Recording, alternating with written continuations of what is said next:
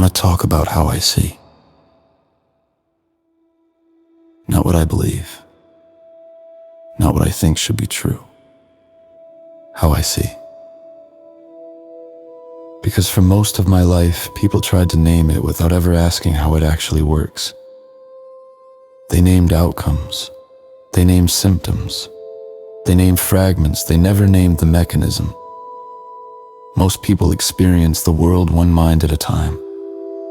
They know what they think. They can usually infer what someone else thinks. Sometimes with effort, they can imagine what someone thinks about them. That's normal. That's what psychology calls theory of mind. It's the ability to understand that other people have thoughts, feelings, and intentions separate from your own. It works sequentially. One perspective, then another. Low emotional load, short horizons. It's enough for everyday life. That's not how my mind works. I don't move between perspectives. They arrive together. When something happens, I don't just register events, I register what each person believes is happening, what they fear might be happening, what they can't afford to acknowledge is happening, and how power determines which version will be treated as real. Those perspectives don't come as ideas, they come as states, pressure, fear, attraction, anger, attachment, threat, loaded simultaneously. For a long time, I thought that was empathy. It's not. Empathy resonates, this simulates. I don't imagine how someone feels. My system temporarily runs what it would feel like to be inside their position. At the same time as everyone else's, including my own. That's why everything feels dense, that's why conflict feels heavy, that's why authority feels loud, that's why silence never feels empty. Because silence isn't absence, it's constraint. This is where my theory of mind sits, not just higher order, not just recursive, but parallel and effectively coupled. Most people ask, what do they think? My mind asks, what does this feel like from every position at once, and who is allowed to act on it? That changes everything. And here's the part people miss. I don't trust this. I never have. Because when you see this much structure, certainty feels dangerous, so I tear it apart.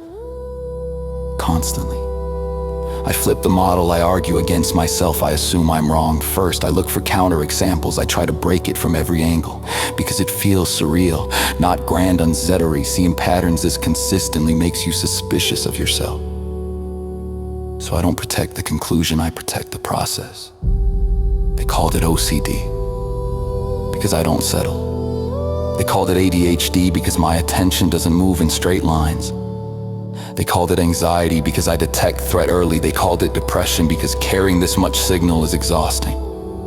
They hinted at autism because I model explicitly instead of intuitively. They measured my IQ because speed and depth needed a number. None of those were wrong.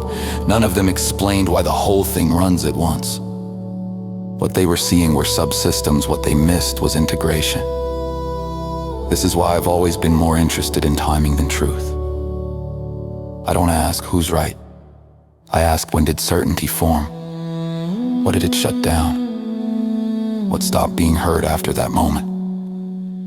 Because once certainty locks, the future narrows, not because people are malicious, but because relief is seductive. Before there was language for this, people called it intuition, or vision, or prophecy. Not because the future was visible, but because the cycle was already moving. If you can see how fear narrows options, how authority accelerates closure, how relief silences questions, you don't need to predict the future. You just need to notice what stops moving. That's where fast-track mineralysis came from. Not as an idea, as containment. A way to slow certainty long enough for reality to finish speaking. FTM doesn't give answers. It regulates when answers are allowed to decide.